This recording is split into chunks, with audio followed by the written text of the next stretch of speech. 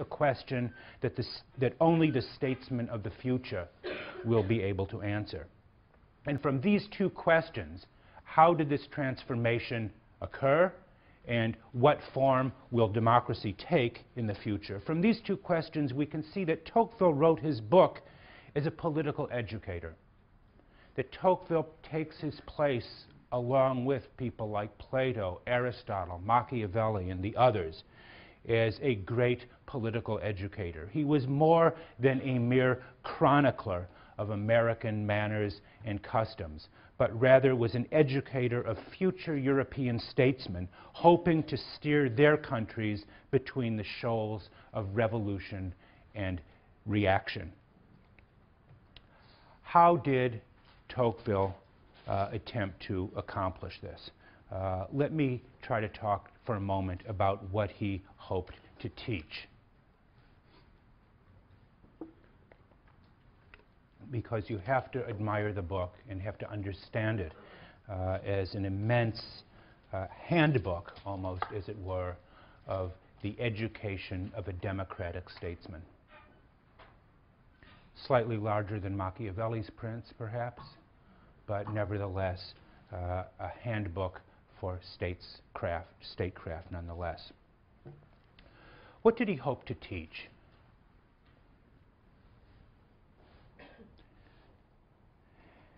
Near the end of the introduction, and I pay special attention to that fascinating introduction to the book. I don't mean the translator's introduction, I mean Tocqueville's own introduction. Near the end of the introduction, he writes the following sentence: I think those who want to regard it, namely his book, who want to regard it closely, will find in the entire work a mother thought that so to speak, links all the parts. A mother thought. His term is an idée mère, a mother idea. What is this mother idea or mother thought to which he refers there? And the most likely candidate for its central idea is the idea of equality. The opening sentence of the book reads, among the new objects that attracted my attention during my stay in the United States, none struck my eye more vividly than the equality of conditions. The equality of conditions. What does he mean by that phrase? What is meant by equality here? Note, in the first instance, that Tocqueville speaks of equality as a social condition, an equality of conditions, not a form of government per se. This is in part an expression of what you might think of as Tocqueville's sociological imagination. Equality of conditions precedes democratic government. Equality of conditions, you might say, is the cause from which democratic governments arise. Equality of conditions were planted both in Europe and in America long before democratic governments arose in either place.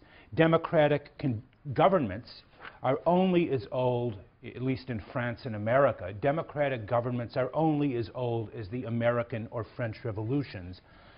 But equality of conditions had been prepared by deep-rooted historical processes that began long before the dawn of the modern age.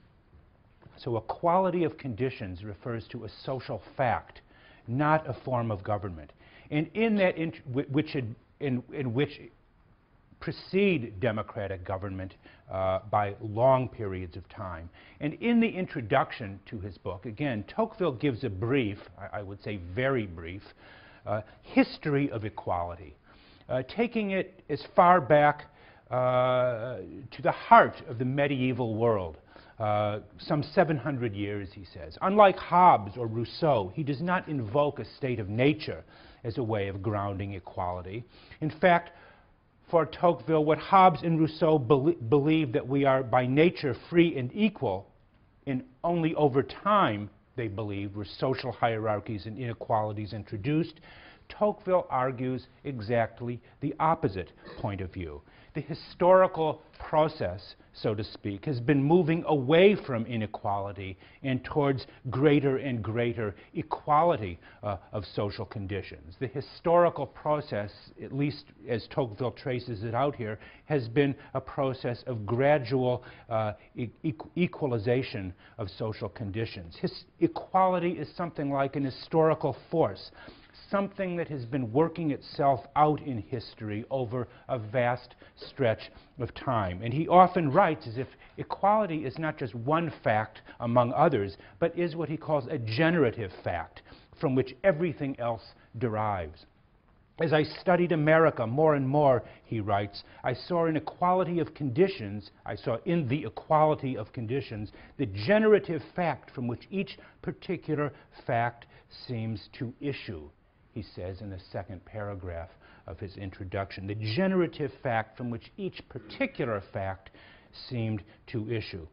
Tocqueville writes here about equality as an historical fact that has come to acquire an almost providential force over time. And he uses this term providence here several times throughout the introduction. He uses that term not so much to describe God, as one might think, but rather to describe a sort of universal historical process that is working itself out, so to speak, even against the intentions of individual social and political actors. The gradual spread of the conditions of equality, he believes, has two characteristics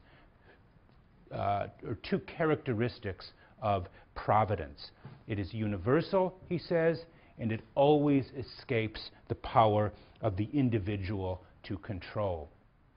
If Machiavelli believed we can control fortuna, we can control providence or chance half the time, Tocqueville seems to believe that the process of equality always escapes the powers of human control. It is the very power of equality that makes it seem to be an irresistible force. Rather than the product of the modern age alone, again, Tocqueville shows how the steady emergence of equality of conditions has been the central dynamic of European history over several hundreds of years. So he frames the book within a, you might say, a very large-scale sort of philosophy of history in which democracy, equality, and the gradual equalization of social conditions are the sort of central motifs.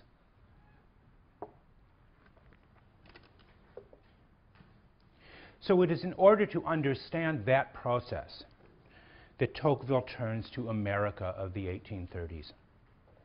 There is only one country in the world, he says, where the great social revolution I am speaking of seems nearly to have attained its natural limits. One country where this social revolution, the democratic transformations from the old aristocratic order to the new democratic age seems to have reached its natural limits. And that country is, of course, the United States. In this context, I think it is very revealing that he chose to call his book Democracy in America, and not simply American Democracy. Think about that choice of title for a moment. His point, I take it, is not that democracy is a peculiarly American phenomenon. Far from it. His point is, when he's describing democracy in America, here is the form that the democratic revolution has taken in America. What form it will take elsewhere, or it may take elsewhere, is by no means predetermined. Democracy is not a settled or fixed condition. It is something more like a process.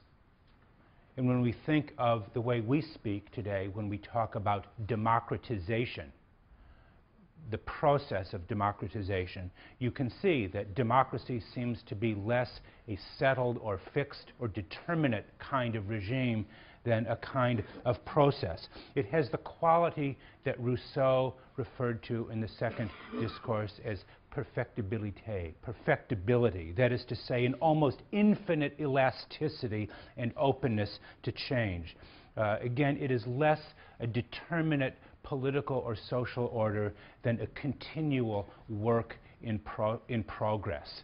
And that is the way Tocqueville looks at America in some ways, or looks at the future of democracy when he says, I look at the place where it seems to have attained its natural limit, but what form it may take elsewhere is by no means to say that the form it takes in America is the form it will take anywhere else. Democracy is the regime that seems to be almost infinitely elastic in terms of its possibilities. And this, I think, is a profound and astute observation about the nature of democratic government. We do not know where the process of democratization will end any more today than we did in Tocqueville's time, or that Tocqueville knew. It is a matter for statecraft and leadership and political thought. Again, will future democracies be liberal and freedom-loving, or will they be harsh and rebarbative? That is a question that we are now seeing very upfront and close in various parts of the world today that are undergoing their own very tempestuous transitions to democracy, as we will say, and it remains very much an open question what form those democracies will take. That question is at least as important for us, if not more so, than it was for Tocqueville. What Tocqueville is sure about, however, is that the fate of America is in some way the fate of Europe, and maybe, for that matter, the fate of the rest of the world. It appears to me, he says, beyond doubt, that sooner or later we shall arrive, like the Americans, at an almost